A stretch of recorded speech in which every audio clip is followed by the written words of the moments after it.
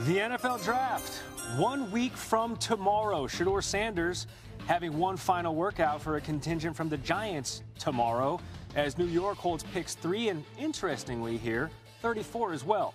As Shedeur, never shaky in his confidence, finds reports out on him, some could say shaky at best. The Giants also meeting with Bama's Jalen Milroe and Louisville's Tyler Shuck. All right, our GM Mike Tannenbaum tweeting after Adam Schefter shared the news. When this happens so late in the process, either there's a big disagreement in their building or their evaluation, or they're reacting to new information. Maybe both, as NFL analyst Louis Riddick here this morning on SportsCenter to react to that. You spent years in NFL front offices. So, Louis, what should we make of this private workout a week out from the draft? Yeah, I think Mike T hit it on the head, Gary. I think, look, they're trying to build consensus in their building about, what exactly do they feel, represents fair value for Shedeur Sanders and Jalen Milroe and Tyler Shuck, for that matter, this late in the process when you're going and having private workouts with them inside of a week of the NFL draft. And look, it's not unprecedented that teams kind of take this thing up to the 11th hour, because the goal is to get it right. The goal is not to appease us in the media or anyone else as far as how quickly they arrived at their evaluations and their evaluating of these prospects, meaning what price do they want to put on them in terms of draft picks. Like I can go back to 2004 when I was with Washington when we drafted Sean Taylor in the first round. The night before the draft, on our top 100 board, we had Kellen Winslow Jr. ranked as number 1. He was going to be the guy that we picked, but then that night we had meetings late into the night about how we were going to stack that board at the very top, and we switched it and put Sean Taylor first the next morning and picked him that day. So it can happen this way. High stakes, too, for the Giants, who have that 3 pick. Obviously, Shedeur's been, sort of linked to the Saints at 9, and the Giants also have 34. So if he's still available, do they trade that away to move up and get him? All right, let's stay Buffalo-centric here. Two-way star and Heisman winner Travis Hunter making headlines here, Louis, telling CBS Sports he would rather not play football altogether than just play one side of the ball. He said, I've been doing it my whole life, and I love being on the football field. I feel like I could dominate on each side of the ball, so I really enjoy doing it. And listen, he's the Heisman winner for a reason, because he did dominate in doing just that, playing both ways. So how should teams looking to draft Hunter split his snaps between offense and defense? Yeah, exactly.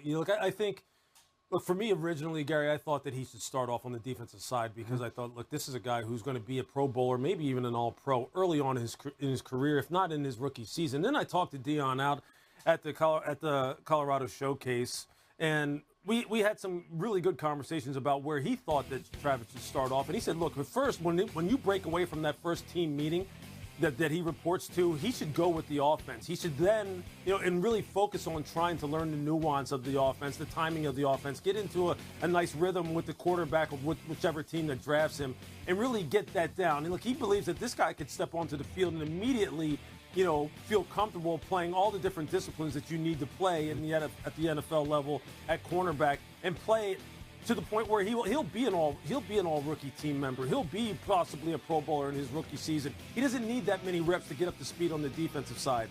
So I think starting off offensively is probably where he should focus, and where if I'm a team, look, and I'm really saying, hey, look, we're going to allow you to have your wish and play on both sides of the ball because we think, look, you have been doing it your whole life. You have done it at a high level.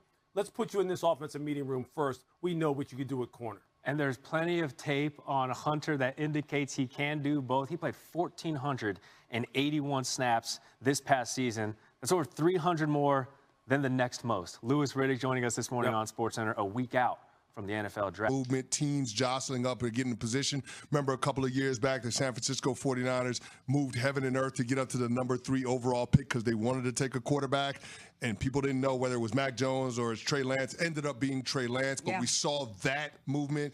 Remember the New York Jets in the 2018 draft? They traded 3 second-round picks to swap with the Indianapolis Colts to get to the 3rd overall pick to take Sam Darnold. So there's always those situations where teams are trying to move up in the days and weeks ahead of the draft, and we just haven't seen that so far.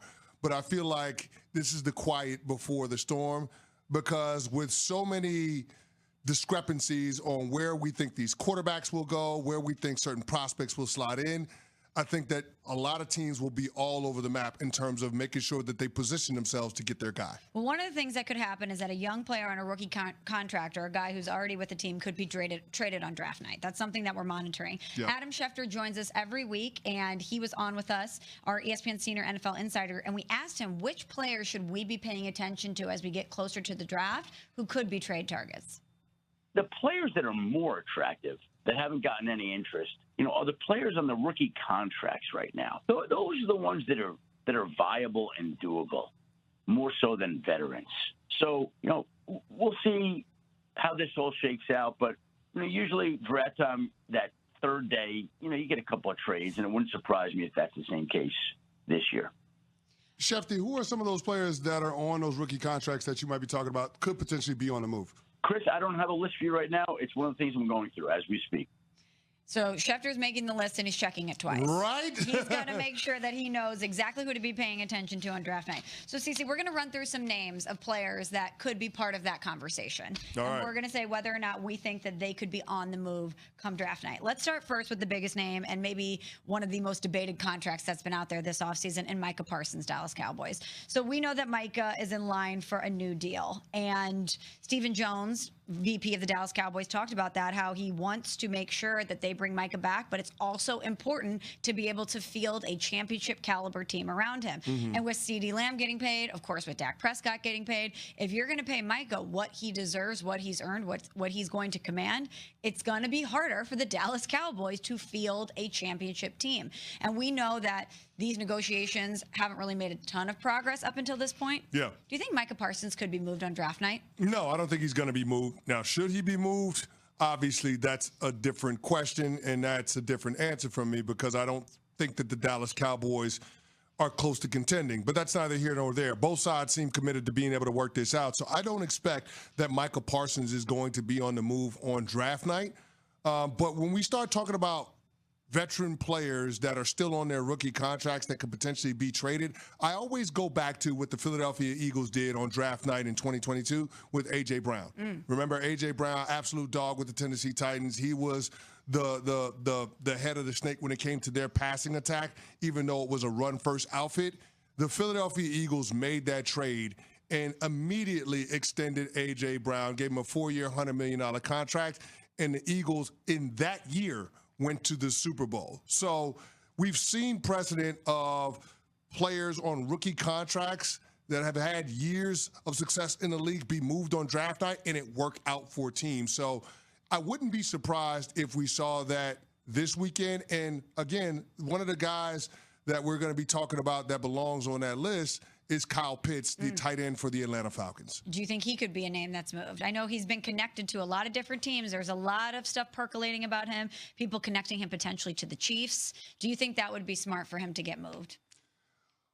Here's the problem with Kyle Pitts. There is a lot of potential, but as Bill Parcells used to always say, potential means you haven't done it yet. And we keep waiting for it to materialize. We've seen it across different head coaches. We've seen it across different quarterbacks, and yet the production just isn't there. Now, the talent oozes off the tape because he'll make plays, he'll make catches, he'll make moves in the open field that you're like, wow, a man that size shouldn't be able to do that.